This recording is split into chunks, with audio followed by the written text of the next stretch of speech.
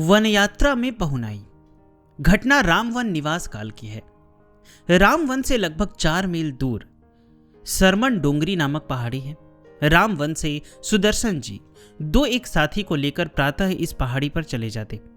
दोपहर का भोजन पहाड़ी पर ही बनता। पहाड़ी पर एक झरना था रामवन की ओर।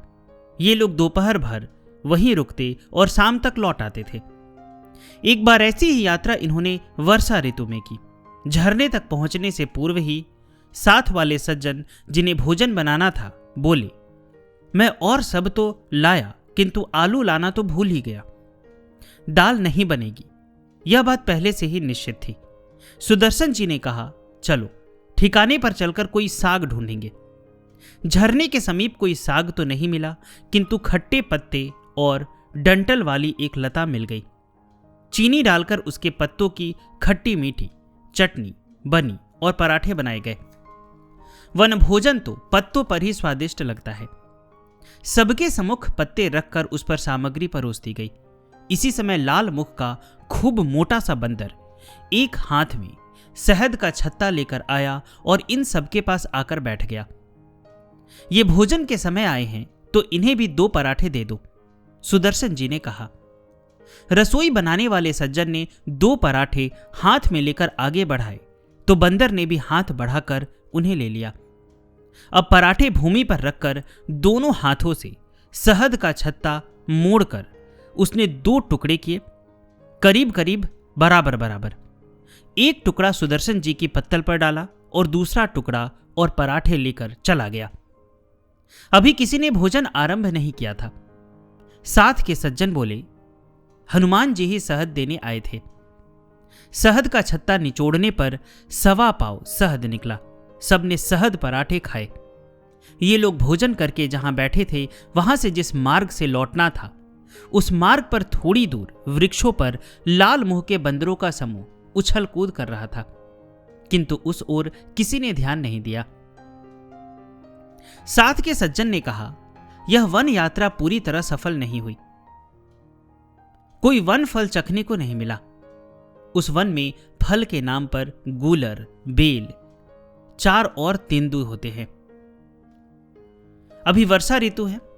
बेल आषाढ़ में ही खाने योग्य नहीं रहते। वर्षा में गूलर के फलों में ही कीड़े हो जाते हैं। 4 और तेंदू का मौसम बीते 1 महीने से अधिक बीत चुका है। तेंदू के वृक्षों पर हरे नए फल आ गए थे। लौटते समय बीच मार्ग में खड़े एक तेंदू के वृक्ष पर सुदर्शन जी की दृष्टि पड़ी। वह मार्ग में ना होता तो उस ओर कोई देखता ही नहीं। उसे देखकर अन्य वृक्षों की ओर देखा तो कई वृक्ष पके फलों से लदे हैं।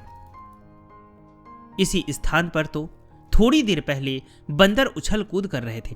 उन्होंने फल क्यों नहीं खाए या गिराए? यह प्रश्न तो अनुत्तरित ही रह गया।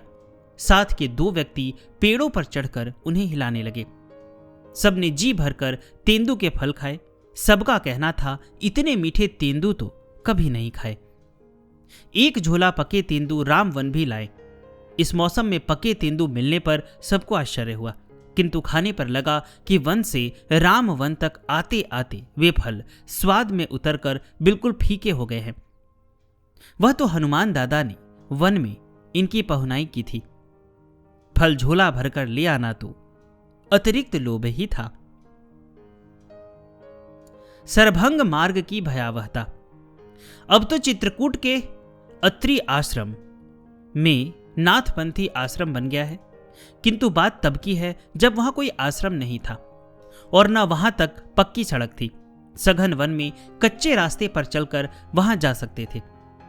कौतुकी सुदर्शन जी के मन में आया, श्री रघुनाथ जी अत्रि आश्रम से जिस मार्ग द्वारा दक्षिण गए हैं उसी मार्ग को सरभंग आश्रम में पकड़ा जाए और उसी पर चलकर अत्रि आश्रम में रात्रि व्यतीत की जाए। सहायक मिले अयोध्या मणि पर्वत के वेदांत भूषण पंडित राम कुमार दास जी रामायणी। वे रामवन आए हुए थे। वहां से निकलने वाली पत्रिका मानस मणि का संपादन करते थे। श्री रामायणी जी ने कहा कि मार्ग मेरा देखा हुआ है और भोजन भी मैं बना दूंगा, यदि पानी लाने और बर्तन साफ करने का काम कोई दूसरा कर ले। उस समय पथ में न गांव पड़ते थे न वनवासियों के झोपड़े। कम से कम 2-3 रात्रियां मार्ग में ही व्यतीत होनी थी। सुदर्शन जी को न मार्ग ज्ञात था और न भोजन बनाना आता था, अतः यदि रामायणी जी नहीं मिलते तो यह यात्रा वे कर ही नहीं पाते। रामवन के मानस संघ के कार्यालय से बर्तन, आटा, दाल आदि सामग्री और उसे ढोने के लिए एक मजदूर बड़का कोल को साथ ले लिया। इस प्रकार श्री रामायणी जी, सुदर्शन जी और बड़का ये 3 यात्री रामवन से चले। रामवन से बस द्वारा सतना स्टेशन, वहां से रेल द्वारा जैतवाड़ा पहुंचे। जैतवाड़ा से पैदल चलकर वीर सिंहपुर में एक धर्मशाला में रात व्यतीत की। प्रातः वहां से पैदल वन मार्ग पकड़ा। दूसरे दिन दोपहर के लगभग ये सरभंगा यानी सरभंग आश्रम पहुंच गए। सरभंग आश्रम घोर वन में था। ऊंचे परकोटों से घिरा श्री राम लक्ष्मण जानकी का मंदिर था। मंदिर के द्वार के पास ही एक पक्का कुंड था जिसमें सदा जल भरा रहता था। मंदिर में उस समय केवल 2 साधु रहते थे। होली के बाद का समय था, गर्मी बढ़ चुकी थी। श्री रामायणी जी एवं सुदर्शन जी शाम को पास की पहाड़ी पर यह देखने को गए थे कि कोई समतल स्थान मिले तो रात्रि शयन करें, किंतु कोई उपयुक्त स्थान नहीं मिला। शाम का झुटपुटा होते ही दोनों साधुओं ने आग्रह किया कि ये तीनों भी रात्रि में फाटक के भीतर ही रहे। यहाँ कुंड पर रात्रि को शेर पानी पीने आता है। साधुओं की बात इन्होंने स्वीकार नहीं की। फाटक के बाहर दोनों ओर भूमि से ऊंचा बरामदा था। ये लोग रात्रि में वहीं बरामदे में सोए। रात्रि को कुंड पर शेर आया था, क्योंकि प्रातः उठने पर टॉर्च की रोशनी में देखा जल के पास एक गीली मिट्टी में उसके पद चिन्ह दिखाई दिए। शायद शेर को इन थके यात्रियों से परिचय की उत्सुकता नहीं थी। शाम को ही निश्चय कर लिया था कि प्रातः शीघ्र ही उठकर चल देना है। दैनिक शौचादि कार्य जहां भी जल मिलेगा कर लेंगे। पर्याप्त अंधकार रहते ही इन लोगों ने प्रस्थान कर दिया, क्योंकि धूप अधिक तीव्र हो। इसके पूर्व ही टिकरिया ग्राम पहुंच जाना चाहते थे। वैसे टिकरिया ग्राम जैतवाड़ा से 5वां स्टेशन है, किंतु इन्हें तो सरभंग आश्रम होते हुए वन मार्ग से जाना था। चलने में लगभग आधा घंटा बाद ही एक नाला मिला। जहां मार्ग था वहां तो वह सूखा था, किंतु बाईं ओर गहरा होने से उसमें जल था। वहीं ये तीनों निवृत्त होने, दंत धावन आदि के लिए अलग अलग हो गए। निवृत्त होकर सुदर्शन जी पथ पर आए तो रामायणी जी एवं बड़का भी आ गया। दोनों आगे बढ़ गए। यहां ऐसी गंध आ रही है जैसी चिड़ियाघरों में शेर के पिंजड़े के पास आती है। सूखे नाले के पास पहुंचकर रामायणी जी ने कहा। उनकी बात सुनकर सुदर्शन जी खड़े हो गए। गंध उन्हें भी आ रही थी और उसे खोजने के लिए वे उधर उधर देखने लगे। अभी अंधकार इतना था कि 2-4 हाथ दूर की वस्तु भी स्पष्ट दिखाई नहीं देती थी, केवल आभास मात्र होता था। यह रहा। सहसा सुदर्शन जी की दृष्टि नीचे पैरों के पास की ओर गई तो उन्होंने हाथ से संकेत किया। वहां नाले में कोई बड़ा वृक्ष था। अंधेरे में उसे पहचानना कठिन था। उस वृक्ष की जड़ से सटा हुआ एक तेंदुआ लेटा था। जैसे गाय पैर फैलाकर लेटती है वैसे ही, किंतु गर्दन उठाए वह इन्हीं की ओर देख रहा था। उसके नेत्र अंधेरे में चमक रहे थे। संभवतः वह जान लेना चाहता था कि उसके विश्राम के बीच अचानक ये 2 पैर वाले 2 जीव उसके समीप आ खड़े हुए हैं। वे कौन हैं? शत्रु, मित्र या उदासीन? यह ज्ञात होने पर ही वह अपने व्यवहार का निर्णय करना चाहता हो। जिस समय सुदर्शन जी ने हाथ से संकेत किया था उस समय वह अपने पंजे से लेटे लेटे ही सहज उनका हाथ पकड़ सकता था। उसके इतने समीप ये लोग खड़े थे, किंतु शायद उसने हाथ मिलाना पसंद नहीं किया। जैसे का तैसा लेटा रहा, केवल अपने कान खड़े कर लिए, सिर उठाए देखता रहा। सुदर्शन जी सामने थे। यदि रामायणी जी स्वयं आगे बढ़ते तो उनके और तेंदुए के बीच कोई आड़ नहीं रहती। डरिए मत, यह भोजन करके विश्राम कर रहा है। यदि इसे ना छेड़ा जाए तो यह अभी उठेगा नहीं, किंतु जब तक बड़का आगे न निकल जाए मुझे यहीं खड़ा रहना चाहिए, सुदर्शन जी ने रामायणी जी से कहा। सुदर्शन जी का दिमाग तेजी से दौड़ने लगा। उन्हें लगा कि यदि बड़का ने इसे देख लिया तो डर जाएगा और उसके सिर का सामान गट्ठर गिर पड़ेगा, तब यह हिंसक पशु चौंक कर आक्रमण कर सकता है। इन्होंने पीछे सिर घुमाकर देखा कि बड़का है कहां। उसके आने की झलक मिली तो पुकार कर कहा, बड़का इधर से मत आ, थोड़ा ऊपर से नाला पार कर। बाबूजी, रास्ता तो यही है, बड़का ने भी पुकार कर कहा। नालायक, मैं कहता हूं इधर से मत आ, सुदर्शन जी ने जोर से डांटा। बेचारा कोल डरकर ऊपर की ओर बढ़ गया। उसे देखकर सुदर्शन जी भी आगे बढ़े। अब तक रामायणी जी चुप थे। वे भी 2-4 पद साथ चलकर आगे हो गए। नाला पार कर लगभग 10-1 गज जाकर रुके तो बड़का पास आ गया। सुदर्शन जी ने उससे कहा, बहस कर रहा था, देख वहां कौन लेटा है। देखते ही बड़का के सिर की गठरी खिसक पड़ी, जिससे उसकी पगड़ी खुल गई। उसे सहारा देकर ठीक किया। तेंदुआ अभी तक गर्दन घुमाकर उनकी ओर ही देख रहा था। अब सब उसकी ओर पीठ करके चल पड़े। अरुणोदय हुआ। सूर्य नारायण का लाल बिंब उदित हुआ। इसी बीच पीछे से तनिक तेज चलकर बड़का समीप आकर फुसफुसाया, बाबूजी, करौंछा। इन्होंने देखा दाहिनी ओर करीब 18-20 गज दूर खुले में एक सुंदर सुपुष्ट काला चीता इनकी ओर पीठ करके स्थिर खड़ा सूर्य की ओर देख रहा था। काली बिल्ली जैसा काला चमकता शरीर बहुत सुंदर लग रहा था। सुदर्शन जी खड़े होकर देखने लगे। सूर्योदय के प्रकाश में इतना भव्य दृश्य दोबारा कहां देखने को मिलेगा। यह वन का सबसे धूर्त प्राणी है। जल्दी चलिए, बड़का कोल है, वनवासी जाति का। उसे इन प्राणियों की अधिक जानकारी थी। उसकी चेतावनी मानकर ये आगे बढ़ गए, किंतु वह चीता वैसे ही सूर्योपासना में लीन खड़ा था। उसने न सिर उठाकर देखा, न कान इधर की आहट लेने को घुमाया। इनकी उपस्थिति से अनजान सा वह जैसे खड़ा था वैसे ही खड़ा रहा। ऐसा नहीं हो सकता कि इनके आने का ज्ञान चीते को न हुआ हो। वह वन प्रदेश का सबसे चौकन्ना जीव है। वह क्यों इनसे अनभिज्ञ सा इनकी उपेक्षा करता रहा? विश्वनियंता ही इसका उत्तर जानते होंगे। कुछ फरलांग और आगे बढ़े तो एक बेर की जड़ से सटी कोई काली छोटी सी वस्तु हिली। वह भी इनकी दाहिनी ओर को 14-15 गज दूर होगी। इस बार रामायणी जी बोले, रीछ का बच्चा, इसे हम पकड़ सकते हैं। आपको मदारी तो नहीं बनना है ना? सुदर्शन जी बोले। वह बेचारा डरकर वृक्ष की जड़ से चिपका है। इतना छोटा बच्चा अकेला नहीं हो सकता। रीछनी वहीं कहीं पास में होगी। या यदि चीख पड़े तो वह क्रोध में भरी दौड़ पड़ेगी।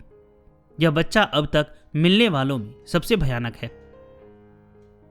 शीघ्र चलिए। जंगली रीछ साधु और गृहस्थ का भेद नहीं समझते, सीधे सीधे चीर देते हैं। वहां से आगे बढ़े। धीरे धीरे वन की सघनता कम होती गई। तभी उस समय का सबसे भव्य दृश्य सामने आया। एक अकेला हिरन बाईं ओर से चौकड़ी भरने आया। मार्ग पर ठीक सामने आकर रुका और ऊपर उछला। ऐसे सीधे ऊपर उछलते मृग को पहली बार ही देखा था। भूमि पर पैर रखते ही वह घूमा और चौकड़ी भरता जिधर से आया था उधर ही लौट गया। ये सीधे टेकरिया गांव पहुंच गए थे। कुशल थी कि गांव से मील भर पहले सरोवर में स्नान कराए थे। दिन के लगभग 11 बजे थे। गर्मी तेज थी। ग्राम प्रधान के घर गए। उसने अपनी गौशाला में बैठने भी नहीं दिया। कह दिया, हनुमान जी के मंडप में जाइए। संभवतः हनुमान जी को भी इन लोगों का प्रधान के यहां जाना रुचिकर न लगा, या कहिए कि उनके करुणामय हृदय की करुणा इन्हें भूखे प्यासे देखकर पिघल गई। आधे घंटे बाद उसी गांव के एक सज्जन आए और आग्रह करके अपने घर ले गए। वे गरीब थे, कच्चा मकान, किंतु हृदय के धनी थे। उन्होंने तो आटा दाल भी देना चाहा, पर इन्होंने उनसे केवल उपले ही लिए। रस्सी बाल्टी लेकर सुदर्शन जी पानी लेने गए। कुआं गांव से आधा मील दूर था। उसमें पानी गहरा कि बाल्टी ऊपर तक आते आते आधी रह गई। पानी सुदर्शन जी लाते, भोजन रामायणी जी बनाते, बर्तन मलने एवं सामान उठाने धरने का काम बड़का करता। उस दिन आधी बाल्टी जल से ही काम चलाया गया। दोबारा पानी लाना किसी के बस की बात नहीं थी। वही मकान मालिक एक चरवाहा ले आए, जो 2 रुपए लेकर विराध कुंड तक पहुंचाने को तैयार हुआ। विराध कुंड एक बड़ा और बहुत टेढ़ा मेढ़ा गड्ढा है। खैर के कंटीले वन में वह स्थान उस चरवाहे को भी ढूंढना पड़ा। उसे इन्होंने वहां पहुंचकर लौटा दिया। विराध कुंड से आगे बढ़े तो पथरीला मीलों में फैला पठारी पत्थर पर भला उस पगडंडी का चिन्ह कहां। पठार से एक पतला रास्ता उतरता था, अन्यथा मीलों तक खड़ा पर्वत। वहां मार्ग ढूंढना पड़े तो 2-3 दिन तक भटकना पड़े। इन्हें एक साधु दिखाई पड़े, हाथ में जल से भरा लोटा, कान पर जनेऊ चढ़ाए थे, जैसे शौच होने ऊपर आए हो, पर यह केवल एक बहाना था। इन्होंने मार्ग पूछा तो बोले, आइए मैं चलता हूं। पतली पगडंडी से आगे उतरे साथ साथ और ना जाने कहां रह गए। इन लोगों को पगडंडी से उतरते मार्ग में नीचे आकर एक गुफा मिली। वहां जल का छोटा झरना भी था। एक साधु वहां पहले से बैठे भी थे। उन साधु ने इन लोगों से बहुत आग्रह किया कि ये लोग यहीं रात्रि विश्राम करें, किंतु इन लोगों को तो अत्रि आश्रम में ही विश्राम करने की धुन थी और वह उस स्थान से 2.5 मील दूर ही था। अतः साधु को समझा बुझाकर आगे बढ़ गए। उस गुफा से उतरते समय ही सूर्यास्त हो गया। नीचे वन में वृक्षों की कटाई हुई थी। मार्ग में कटे वृक्ष दूर दूर तक पड़े थे। तनिक घूमकर जाने के लिए मार्ग छोड़ना पड़ा। मार्ग को छोड़ते ही ये लोग भटक गए। एक सूखा नाला पड़ा, खूब चौड़ा। रामायणी जी को भ्रम हो गया कि आगे कहीं उसी के आसपास मंदाकिनी का उद्गम है और लगता है कि हम अत्रि आश्रम के समीप ही हैं। अतः उस नाले में ऊपर की ओर बढ़ने लगे। नाले के दोनों किनारों पर ऊंचा घना कांस खड़ा था। अंधकार घना होता जा रहा था। अचानक किसी ने पीछे से पुकारा, तुम लोग कौन हो? उधर कहां जा रहे हो? शेर के आने का समय हो रहा है। तीनों ने मुड़कर पीछे देखा तो 2 व्यक्ति थे, किंतु इतनी दूर कि उस अंधकार में उनका धुंधला आकार ही दिखता था। सुदर्शन जी और रामायणी जी जोर से चिल्ला नहीं सकते।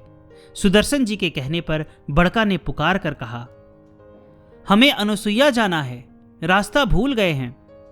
उधर से कहा गया, पीछे लौटो। आदेश मानकर 10-15 पग लौटे तो फिर पुकार कर कहा, अपने सामने बाएं देखो, वहां से जो बड़ा वृक्ष दिख रहा है ठीक उसके नीचे से सीधा अनुसुईया मार्ग जाता है। ये सब 5 मिनट में उस वृक्ष तक पहुंच गए। वहां पहुंचते ही रामायणी जी ने कहा, ये पुकारने वाले कौन हैं? वे लोग इधर अनुसुईया जाने वाले होते तो हमें यही मिलते और पीछे निकटतम गांव टिकरिया 3 मील था। उन साधुओं की गुफा भी 1 मील दूर थी। शेर के आने के समय का संकेत दे गए तो वे स्वयं यहां क्यों आए हैं? यह प्रश्न स्वाभाविक था। बड़का की पुकार की आप कौन हैं का कोई उत्तर ना मिलना स्वाभाविक था और मिला भी नहीं। चित्रकूट में भटकने वालों को मार्ग दिखाने वाले जो सदा से हैं, उन्हें ऐसे पुकार कर या ढूंढ कर कैसे पाया जा सकता है? अंधेरा हो गया था। इन्हें भी शीघ्रता थी। अनुसुईया में तब सीढ़ियों से ऊपर एक धर्मशाला थी, जहां अब नाथ बाबा का आश्रम है। ये सब पहुंचे तो धर्मशाला का फाटक बंद था। रामायणी जी के पुकारने पर उनका स्वर पहचान कर फाटक खोलने वाले साधु ने कभी रामायणी जी से अध्ययन किया था। वे बोले, आप लोग शीघ्र अंदर आ जाइए। शेर अभी अभी इसी फाटक पर गुर्रा रहा था। वह नीचे पानी पीने गया होगा। पानी तो इन्हें भी चाहिए था। वहां कुछ साधु और ठहरे थे। उनकी धुनी चेत रही थी। पानी सुदर्शन जी को लाना था। फाटक खोलने वाला साधु साहस करके लालटेन लेकर इनके साथ चला। मंदाकिनी से जल लेते समय वहां की गीली मिट्टी में शेर के पंजों के ताजे चिन्ह देखे। वे साधु बोले, वह पानी पी रहा होगा। जब आप लोग उसकी पूंछ के पास से ऊपर चढ़े, 1 मिनट भी पहले आते तो आपको सीढ़ियों पर ही मिलता। 1 मिनट बाद आते तो यहां से आगे बढ़ता हुआ मार्ग में हमारा स्वागत करता। सुदर्शन जी ने सस्मित कहा। फाटक के भीतर पहुंचने पर तो देर तक उन पुकारने वालों और शेर से बचने के समय निर्धारक की अहेतु की अनुकंपा पर चर्चा करते रहे।